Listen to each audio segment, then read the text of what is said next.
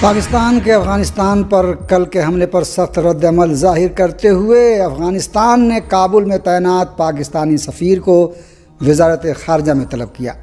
افغانستان کی وزارت خارجہ نے ایک بیان میں کہا ہے کہ کابل میں پاکستانی سفیر عبدالرحمان نظامانی کو طلب کر کے پاکستان کے فضائی حملوں پر شدید احتجاج کیا گیا اور انہیں احتجاجی مراسلہ دیا گیا۔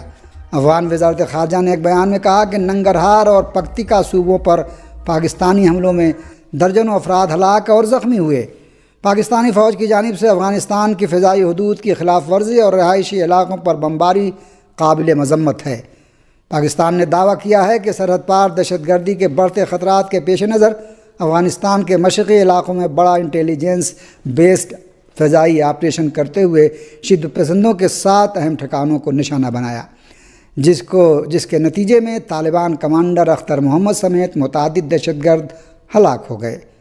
پاکستان کا دعویٰ ہے کہ پاکستان میں ہونے والی دہشت گردی کے پیچھے کا لدم تحریک طالبان پاکستان TTP ہے اور افغانستان کی طالبان حکومت نے اس کو محفوظ ٹھکانے فراہم کیے ہیں جہاں سے وہ پاکستان میں ہر روز دہشت گردانہ اقدامات کرتے ہیں۔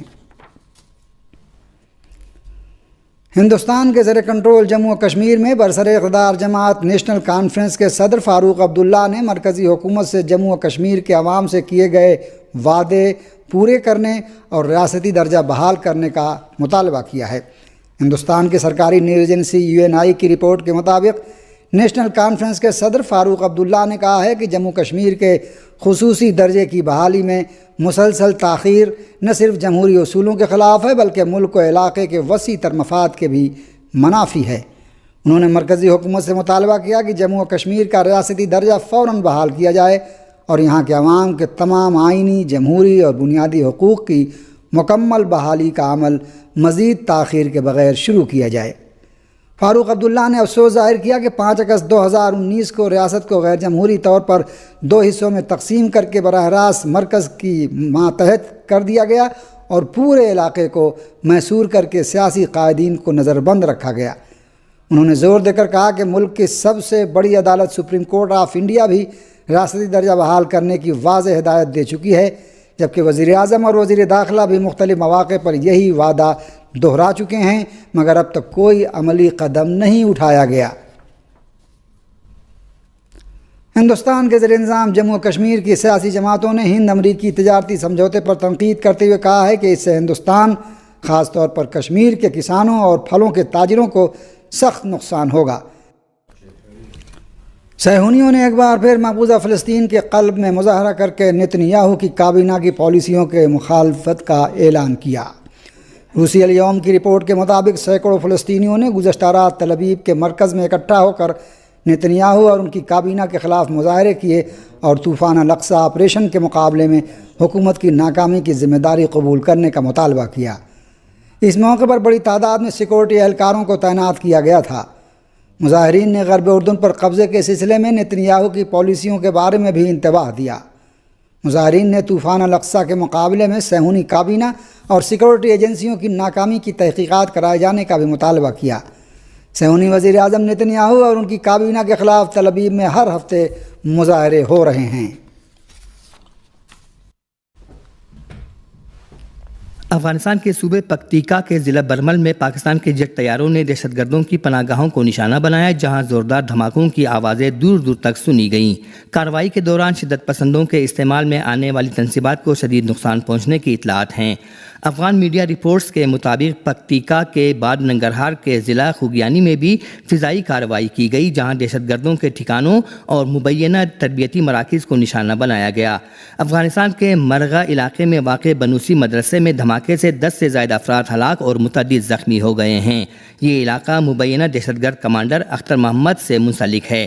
کابل حکام نے افغان سرزمین پر پاکستانی طالبان کے ٹھکانوں کو نشانہ بنانے کے اسلام آباد کے دعووں کی تردید کرتے ہوئے افغانستان کی فضائی حدود کی خلاف ورزی کی مذمت کی ہے۔ طالبان حکومت کے نائب انٹیلیجنس وزیر نے الجزیرہ سے گفتگو کرتے ہوئے اسلام آباد کی جانب سے افغان سرزمین پر پاکستانی طالبان کے ٹھکانوں کو نشانہ بنانے کے دعووں کو مسترد کیا ہے، جبکہ افغان وزارت دفاع نے ایک بیان جاری کرتے ہوئے افغانستان کی فضائی حدود کی خلاف ورزی کی شدید مذمت کی اور اسے بین الاقوامی قوانین اور اچھی ہمسائیگی کے اصولوں کی صریح خلاف ورزی قرار دیا۔ طالبان حکومت کے ترجمان ذبیح اللہ مجاہد نے بھی کہا ہے کہ پاکستانی فوج نے ایک بار پھر افغانستان پر حملہ کیا ہے۔ انہوں نے مزید کہا کہ گزشتہ رات ننگرہار اور پکتیکا صوبوں میں ہمارے ہم وطنوں پر بمباری کی گئی، جس کے دوران خواتین اور بچوں سمیت درجنوں افراد جاں بحق اور زخمی ہوئے۔ اسلام آباد کا دعویٰ ہے کہ پاکستان میں ہونے والی دہشت گردی کے پیچھے کا قلم تحریک طالبان پاکستان TTP ہے اور افغانستان کی طالبان حکومت نے اس کو محفوظ ٹھکانے فراہم کیے ہیں جہاں سے وہ پاکستان میں آئے روز دہشت گردانہ اقدامات کرتے ہیں، جس میں پاکستانی شہری اپنی جان سے ہاتھ دھو رہے ہیں۔ اور اسی تناظر میں چند روز قبل پاکستان کے وزیر دفاع خواجہ آصف نے کہا تھا کہ افغانستان پاکستان میں دہشت گردی کر رہا ہے اور اس قسم کی صورتحال میں افغانستان پر فضائی کارروائی ناگزیر ہو گئی ہے۔ ہندوستان کی 6 ریاستوں اور مرکز کے زیر انتظام کچھ علاقوں میں ووٹر لسٹ کی خصوصی نظر ثانی ISR کے عمل میں تقریباً 1,70,00,000 ووٹروں کے نام حذف کر دیے گئے۔ ہندوستان کی 6 ریاستوں اور مرکز کے زیر انتظام کچھ علاقوں میں ووٹر لسٹ کی خصوصی نظر ثانی SIR کا عمل مکمل ہو گیا ہے۔ اس دوران الیکشن کمیشن کی جانب سے جاری تازہ ترین اعداد و شمار کے مطابق اس عمل میں بڑی تعداد میں ایسے ووٹروں کے نام حذف کیے گئے ہیں جو نااہل پائے گئے۔ سرکاری اعداد و شمار کے مطابق 9 ریاستوں اور مرکز کے زیر انتظام علاقوں میں ووٹروں کی تعداد میں مجموعی طور پر 1,70,00,000 کی کمی ہوئی ہے۔ کمیشن نے واضح کیا کہ حذف شدہ ووٹروں اور نئے شامل کیے گئے اہل ووٹروں کے درمیان فرق کی بنیاد پر یہ خالص تبدیلی ہے۔ بہار کی طرح ہی تمل ناڈو اور مغربی بنگال میں سیاسی جماعتوں نے اس عمل کو سپریم کورٹ میں چیلنج کیا ہے۔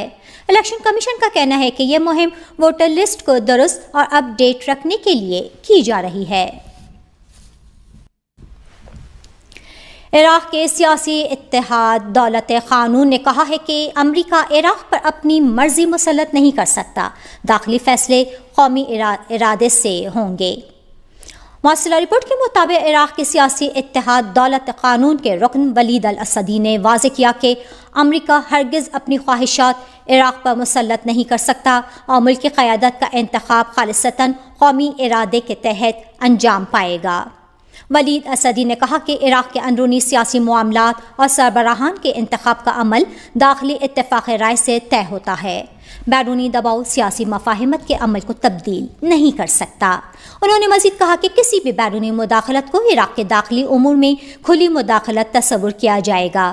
وزارت عظمیٰ کے امیدوار کے تعین کا حتمی فیصلہ بھی بیرونی دباؤ سے بالاتر ہو کر اتحاد میں شامل گروہ باہمی مشورے سے کریں گے۔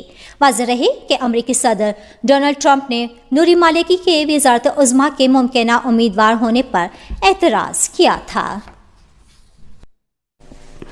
امریکہ اور ایران کے درمیان مذاکرات کا اگلا دور جمعرات کو جنیوا میں ہوگا۔ یہ تصدیق عمان کے وزیر خارجہ بدر البوسعیدی نے سوشل میڈیا پر ایک بیان میں کی۔ انہوں نے کہا کہ یہ مذاکرات دونوں ممالک کے درمیان معاہدے کو حتمی شکل دینے کی جانب مثبت پیش رفت ثابت ہوں گے۔ یہ اعلان ایسے وقت میں سامنے آیا ہے جب امریکہ مشرق وسطیٰ میں اپنی فوجی طاقت میں مسلسل اضافہ کر رہا ہے، جس سے ایران کے خلاف مکمل جنگ کے خدشات بڑھ گئے ہیں۔ اس سے پہلے ایران کے وزیر خارجہ عباس عراقچی نے کہا کہ تہران اپنے جوہری پروگرام کی پرامن نوعیت کی ضمانت دینے اور کشیدگی کم کرنے کے لیے مکمل نگرانی کا نظام نافذ کرنے کے لیے تیار ہے۔ امن و مفاہمت کا آج عالمی دن منایا جا رہا ہے۔ اس دن کا مقصد قوموں اور ثقافتوں میں عالمی ہم آہنگی، اتحاد اور باہمی احترام کو فروغ دینا ہے۔ یہ دن پرامن دنیا کے حصول میں مفاہمت اور مکالمے کے اہم کردار کو اجاگر کرتا ہے۔ فلوریڈا میں امریکی صدر ڈونلڈ ٹرمپ کی رہائش گاہ مارا لاگو کی حدود میں داخل ہونے والے ایک مسلح شخص کو ہلاک کر دیا گیا۔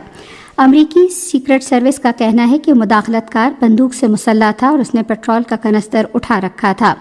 آسٹن ٹی مارٹن نامی مشتبہ شخص کا تعلق شمالی کیرولینا سے بتایا گیا ہے۔ ICC T20 عالمی کرکٹ کپ کے سپر 8 مرحلے میں واکھینڈے میں آج زمبابوے کا مقابلہ ویسٹ انڈیز سے ہوگا۔ میچ شام 6:30 بجے شروع ہوگا۔ اس سے قبل رات احمد آباد میں جنوبی افریقہ نے بھارت کو 76 رن سے ہرا دیا۔ ادھر پاکستان کل پالی کھیلے میں انگلینڈ کے مد مقابل ہوگا۔ میچ شام 6:30 بجے شروع ہوگا۔ اور اب موسم۔ محکمہ موسمیات کی پیشگوئی کے مطابق آئندہ 12 گھنٹوں کے دوران ملک کے بیشتر علاقوں میں موسم خشک رہے گا، جبکہ شمالی علاقوں میں صبح اور رات کے وقت موسم سرد رہنے کی توقع ہے۔ آج صبح ریکارڈ کیا گیا بعض بڑے شہروں کا درجہ حرارت: اسلام آباد 10 ڈگری سینٹی گریڈ، پشاور اور مظفر آباد 11، لاہور 16، کراچی 21، کوئٹہ 5، گلگت 9 اور مری 4 ڈگری سینٹی گریڈ۔ سری نگر، پلوامہ، اننت ناگ، شوپیاں اور بارہمولہ میں موسم سرد اور خشک رہنے کی توقع ہے، جبکہ جموں میں موسم خشک اور لیہ میں شدید سرد اور خشک رہے گا۔ آج صبح ریکارڈ کیا گیا درجہ حرارت: پلوامہ، شوپیاں اور بارہمولہ میں 1 ڈگری سینٹی گریڈ، سری نگر 2، جموں 12، لیہ -11 اور اننت ناگ میں 0 ڈگری سینٹی گریڈ۔